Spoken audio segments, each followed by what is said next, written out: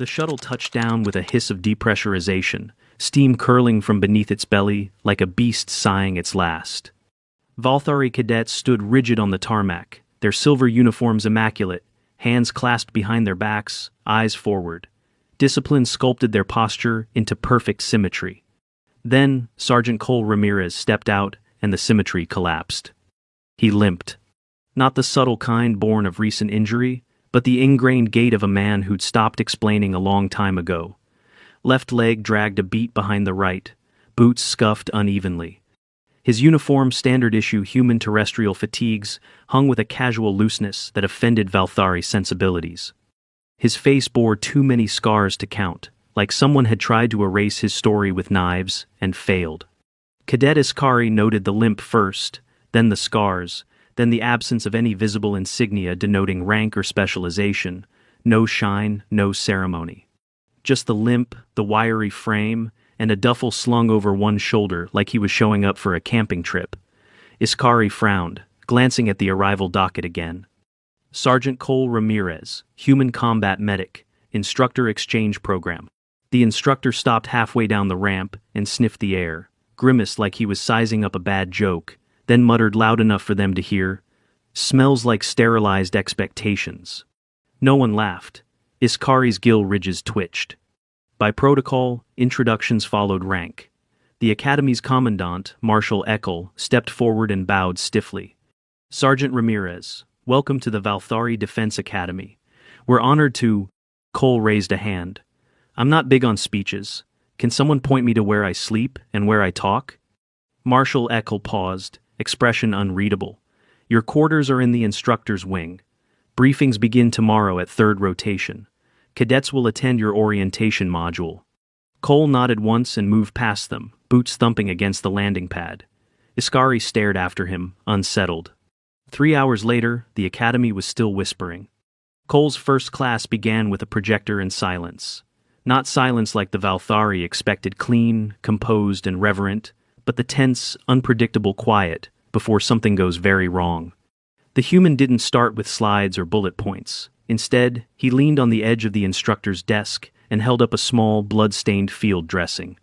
"This," he said, "once held someone's liver inside their body until we could evac." 20 cadets blinked. "No slides today. I talk, you listen. Ask questions if you want. But fair warning, I answer in stories, not diagrams." The Valthari thrived on data. Combat was a study, not a sensation. Pain was a clinical detail, not a factor. So, they didn't know what to do. When he described cauterizing an artery with a spent rifle barrel, because the medkit was on fire, they squirmed when he spoke about losing pressure in a collapsed lung, while pinned under debris. And they recoiled when he described the smell of a battlefield hot metal, cooking meat, and the copper tang of blood drying on skin. Halfway through, Cadet Iskari raised a hand. "Sergeant, respectfully, are these exaggerations? We've been taught human reports are often dramatized." Cole tilted his head. "Sure. You think I want them to be true?" The cadets fell silent again. By the end of the week, rumors had taken root. Cole's limp wasn't a limp, it was a shrapnel trail. His scars weren't from war, they were war. He hadn't just seen death, he'd bartered with it, bought time with his own pain, and kept receipts. Iskari didn't know what to believe, but he kept attending. He kept watching. The survival simulation came next, a 3-day, low-threat wilderness immersion intended to evaluate leadership, logistics, and cross-species communication. Cole was added last minute as a non-interfering observer. The terrain was mountainous, oxygen-thin. 12 cadets entered the zone, their sensors linked to a central monitoring hub. Everything was meant to be safe. Simulated stress, fake injuries, holographic threats. But Cole scanned the gear distribution and grunted. "You're missing redundancies. That comm rig has an echo in the coil, might short under humidity." "Weather's clear," Iskari replied. Voice clipped. "Sure," Cole said, with that infuriating smirk. "And guns never jam, let's move." They hiked 6 kilometers before the tremor hit. It was subtle at first, loose pebbles, a crunching echo, but it escalated fast. A slab of rock, the size of a dropship, sheared off the ridge and slammed down onto their path. 3 cadets disappeared under the debris, A scream tore through the comms. The Valthari froze. Protocol dictated environmental assessment, injury reporting, perimeter lockdown. Cole didn't hesitate. He ran toward the rock slide, drawing a combat knife. "Stay back," someone called. He ignored them. One cadet, pinned under a jagged slab, was bleeding from a compound femur fracture. The bone had snapped clear through the skin. Another lay unconscious, leg twisted unnaturally. A third was trying to scream through a collapsed lung. Cole was a blur of motion. He ripped his own undershirt, wrapped it into a pressure bandage, then searched the forest floor. "Need something stiff," he muttered. His eyes landed on a splintered branch. Good enough. He set the broken femur against the bark, lashed it tight with stripped cable from his wrist beacon, and wedged a rock under the cadet's back to relieve pressure. Iskari finally unfroze. "You're breaking protocol." Cole didn't look up. "Protocols don't keep people alive. People do." A sharp whine pierced the air. Drone fire. Somewhere in the malfunctioning command software, movement had registered as hostile. The drones had armed. Cole flipped the unconscious cadet over his shoulder, grimacing. "Move!" he shouted. Iskari stumbled after him. Another drone burst from the trees, unleashing plasma. The trees lit like torches. Cole ducked, twisted, and a round tore through his right shoulder. He staggered, nearly dropped the cadet, but kept moving. He made it 40 meters before collapsing behind a ridge. Blood seeped into the soil. Cole's hand trembled as he dug fingers under the unconscious cadet's armpits, dragging him deeper into the ridge shadow. His breath came fast, ragged, and hot with the copper taste of his own blood. The drone round had punched through the meat of his shoulder and cracked something behind it, probably the scapula, maybe the clavicle if he was unlucky. Judging by the fire shooting down his side every time he moved, he was unlucky. The cadet Karen, that was his name, still wasn't breathing right. One leg was mangled, but it was the chest movement that worried Cole. Too shallow, uneven. He needed to do a thoracostomy. But his kit was 20 meters behind, and so were two angry drones. "Damn it," he muttered. He tapped the side of his beacon. Sparks. Dead. Plasma fire must have fried the circuit. He needed to transmit an emergency distress ping, but even if he could repair it, the signal was too weak this deep in the range. A crunch of movement behind him made him whip around. Iskari knelt, eyes wide and flicking between Cole's bleeding arm and the half-buried cadet. "You're hit." "Correct," Cole said through clenched teeth. "Now help me find something sterile. I need tubing. Valthari gear got anything like that?" Iskari blinked. "We're not trained for field penetration. We wait for retrieval. Protocol states." "Protocol is going to let this kid drown in his own lungs," Cole snapped. Iskari flinched but opened his belt pouch. "This is fluid transfer conduit. For rehydration units."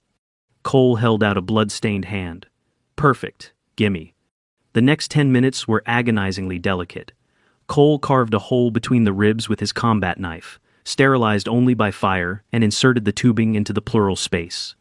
He heard the hiss of air escaping, the telltale sign of a tension pneumothorax depressurizing. Karen's breathing steadied. Cole exhaled, shaking. That's one problem handled. Then he slumped back and nearly blacked out. His shoulder burned like it had been licked by the Sunday blood, soaked his sleeve, pooling under him. His vision tunneled. Iskari stepped forward uncertainly. "You need medical attention. Would have been nice 5 minutes ago. I didn't think you'd still be conscious." Cole cracked a grin. Surprise. 2 more cadets found them an hour later. One had a cracked forearm, the other was singed but mobile. Iskari took charge, shaken but competent now. He relayed orders, secured a temporary shelter with thermal netting, and tried to boost the signal relay using leftover drone fragments. Cole was barely functional. Fever had set in fast. Infection risk was high. The wound wasn't clean, and he'd been too busy not dying to deal with antiseptics. "I need a torch," he muttered. "For light?" Iskari asked. "For burning." The Valthari turned pale. "You intend to cauterize your own wound?" "Not for fun, not even for show.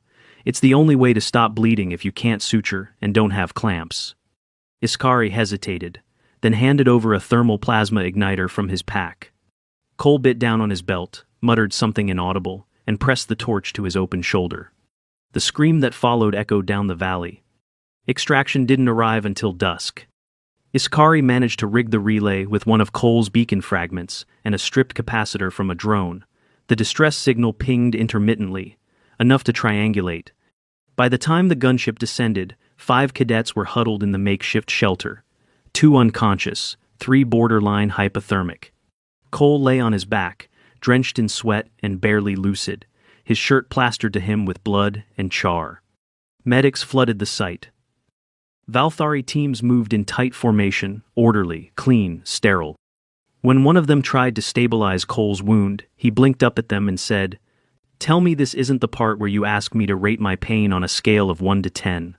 Then he passed out. The next 72 hours were bone-deep pain and surgical haze. X-rays confirmed a shattered clavicle and hairline fractures in 4 ribs. His lung had partially collapsed from internal pressure. The plasma round had seared through his deltoid, slicing past nerves and carving a trench down to the bone. They intubated him to reinflate the lung, wired the collarbone, and grafted new skin over the worst of the cauterized area. 2 surgeries. Then came drainage tubes, IVs, antibiotics, and a long list of treatments Valthari medicine delivered with icy efficiency. But Cole still had to recover the hard way. He awoke 3 days later with an arm strapped to his chest and a dull, screaming ache in his side. Moving felt like drowning. Talking felt like lifting weights with his jaw. Iskari was there, sitting beside his medbed, one of his arms in a sling, skin paler than usual, eyes fixed on the monitor beeping beside Cole's head. "You shouldn't be awake yet," Cole groaned, "and you shouldn't be alive if you followed protocol." Iskari didn't reply for a long time. Then, quietly, "I filed an appeal to adjust survival doctrine parameters. Your methods may not be procedural, but they're effective." Cole grinned weakly. "Flattered, I think." He coughed. Sharp pain rippled through his chest. "How many made it?" 9, 1 in critical, but stable, thanks to you." Cole closed his eyes.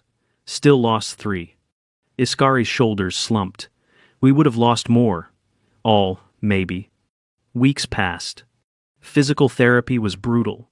They had to teach Cole to breathe fully again before they could even start moving the arm.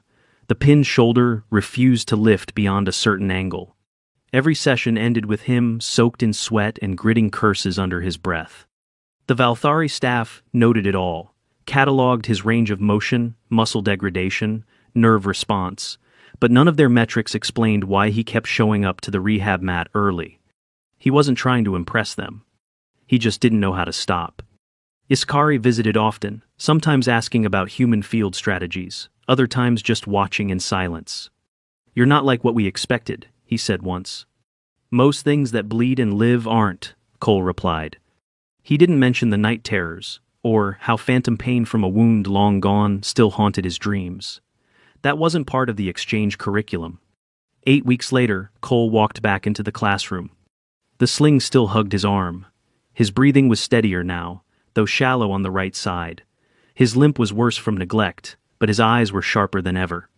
The cadet stood when he entered, not out of respect, out of something more complex, fear maybe, reverence, uncertainty, as if the act of surviving had made him something else.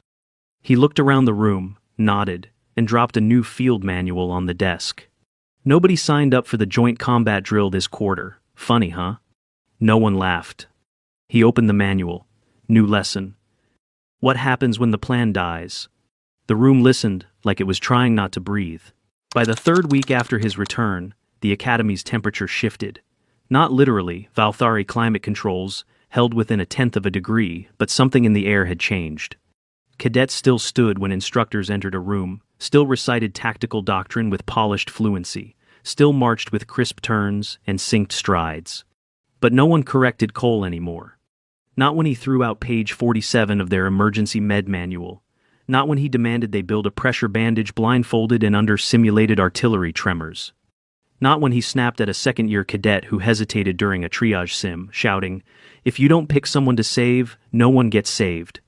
And especially not when he paused mid-lecture, winced as he shifted in his seat, and quietly, unflinchingly readjusted the brace holding his healing shoulder. They didn't see that as weakness. They saw it as permission. The Academy updated the training schedule to accommodate medical instructors' recovery cadence, but unofficially, it became known as the survival window. Cadets would show up early, hoping to catch the quiet few minutes when Cole arrived ahead of schedule, dragging a chair into the sun, stretching his arm with the sluggish frustration of someone making war on his own body. That chair became legend. So did the scar that peaked just above his collar when his fatigue top shifted slightly, a jagged, angry ridge that said more than words ever could. No one dared ask him what he saw under that rock slide. No one dared ask what it cost him to survive. It wasn't long before the instructors met behind sealed glass. Cole's rescue had thrown doctrine into disarray. His methods were effective, yes.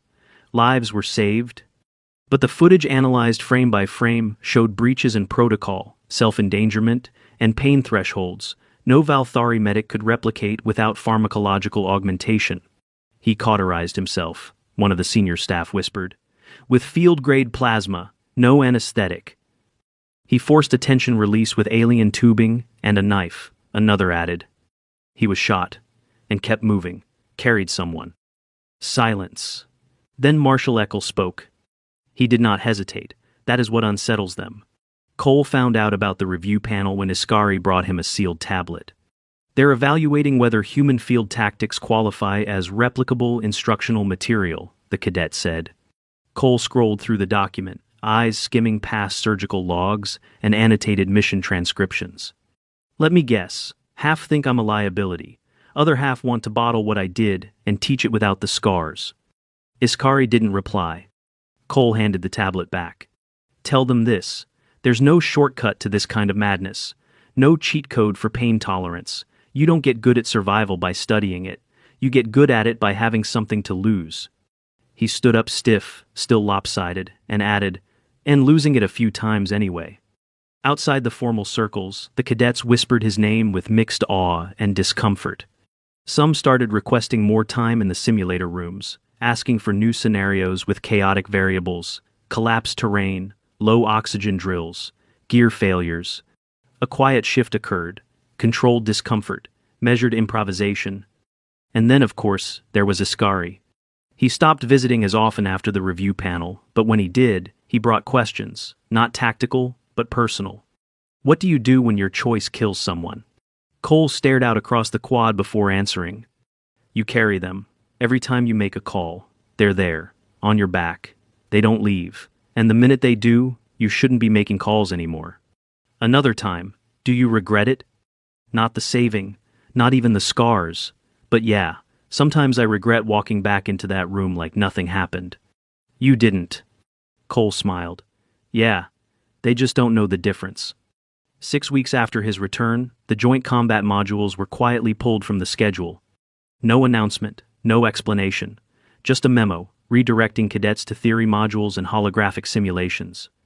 Iskari found out the same way everyone else did, via system alert. He approached Cole in the med lab, where the human was gripping a rubber-resistant strap, shoulder trembling with every motion. They pulled it. I saw. Do you mind? Cole didn't stop stretching. I expected it. Iskari stood in silence, watching his arm shake with each rep. Then, do you think they were right? That it shouldn't be taught? Cole let the strap go. His arm fell limp at his side. Hell yeah. You don't teach desperation, you survive it. He wiped his brow with the back of his hand. And you don't survive that twice. If you do, you shouldn't have. Iskari nodded slowly. Then, like a final exam with only one question, he asked, would you do it again? Cole paused. Not for drama, but because the truth was slower now, more careful. If it meant someone else got to walk out? Yeah. 3 days later, an official report was sent to the Galactic Council's Defense Symposium. The section on cross-species combat strategy included a new clause. Human combat survival tactics are classified as non-replicable and situationally anomalous. While individual instances of extraordinary response may yield positive outcomes, the physiological and psychological cost renders standardization inadvisable. Below it, a footnote. C. Ramirez Incident, Valthari Defense Academy. Survival Classification, Exception. Cultural Risk Index, high. And below that, The now infamous quote by Marshal Eckel, when asked if any Valthari cadet would be able to match what the human did. You don't survive that twice, and if you do, you shouldn't have. It rained on the last day of the exchange term. Not the usual Valthari humidity-fed mist, but a proper downpour, heavy, grounded, and indifferent. The kind of rain that made boots heavy and clothes sag, that forced the cadets to duck their heads and rethink perfect posture. Cole stood at the edge of the outdoor training platform, watching the water bounce off synthetic stone tiles. His sling was gone now, arm mobile again, though still weak. The shoulder didn't ache as much when it rained, at least not yet, but the ribs pulled when he breathed deep, a quiet reminder of bones that had knit back together the hard way. Figures, he muttered. Final week, and the planet decides to get sentimental. Iskari approached from the far end of the platform, hood down despite the rain, scales damp and dull. He looked older now, not in years, but in how he carried silence. Less rigid, more thoughtful. The perfect cadet at the beginning of the term, something else now. I thought you hated the weather here, Cole said without turning. I do. But you said once that water's just a thing trying to return to where it belongs. I found that clarifying. Cole gave him a sideways look. I said that? You were sedated. Sounds about right. They stood there a while, letting the rain soak into quiet. There was no ceremony planned for Cole's departure, no final speech, no decorations or shared meal. Just a quiet withdrawal from the roster and a closed module marked "In Review" for the foreseeable future. The kind of goodbye that came after something no one wanted to speak about too loudly. You're not going to teach again, are you? Iskari asked. Cole chewed that over. Not like this, not where they expect my blood to be part of the syllabus. Iskari looked down. We've always viewed pain as a consequence of failure. It's not, Cole said softly. It's the receipt for trying. You don't pay it, you weren't there. The cadet's ridges fluttered in uncertainty. How do humans live with that? Knowing you can do everything right and still end up like that? Same way you all live, knowing everything has to go right or it all collapses, Cole replied. We're just built different. It's not better.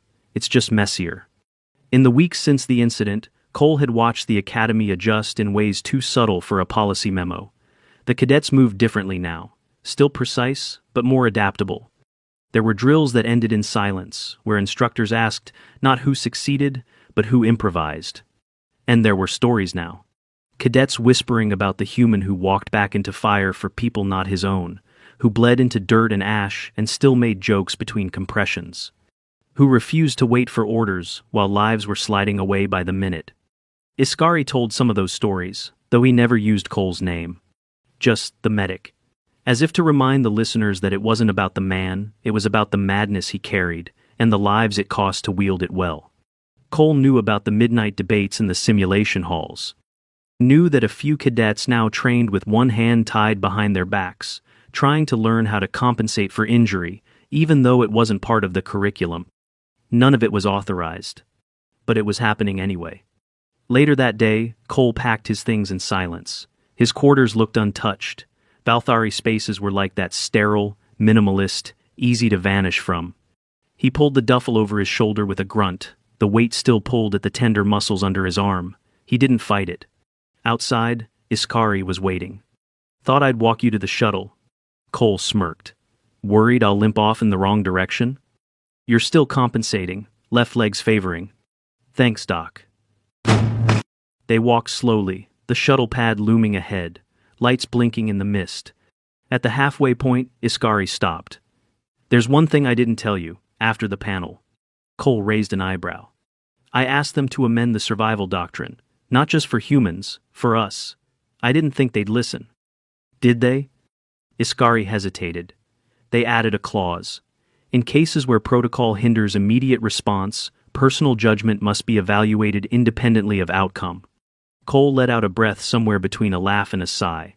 That's actually not bad. Iskari shrugged. You gave us something we didn't know we needed.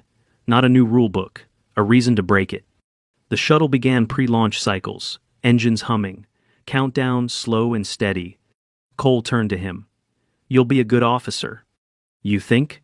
You've got the most important part down, you care. The rest you can mess up. Iskari's eyes flicked to the shuttle, then back. I won't forget what you did, even if the others can't explain it. Cole nodded. You don't need to explain it, just don't forget how it felt.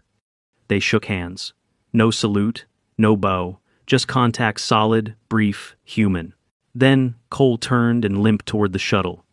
The return to Earth was quiet. No ceremony, no reporters. The interspecies exchange logs would file his report under not suitable for cross-adoption. His file would grow another annotation. Another scar on paper. He didn't care. His body would never be what it was. The shoulder would always be weaker. The ribs ached when he slept on his side. The limp was permanent now. But somewhere out there, cadets who once feared improvisation had learned to trust their own instincts. Somewhere, Iskari would teach others that hesitation is worse than error, and that sometimes you just move, because lives depend on it. And that was enough. 2 months later, a symposium convened on a neutral orbital station. Representatives from every allied species sat in rows, listening to endless statistics and procedural amendments. When the topic turned to joint combat operations, Marshal Eckel stood to give a statement. His words were simple. We have learned much. But not all things translate across species. Human survival methods are one such anomaly. They are effective, but not teachable. Impressive, but not instructive. He paused. Because they do not come from training, they come from something deeper, something costly. You don't survive that twice, and if you do, you shouldn't have. No one argued. Some truths didn't need replication. They only needed remembering.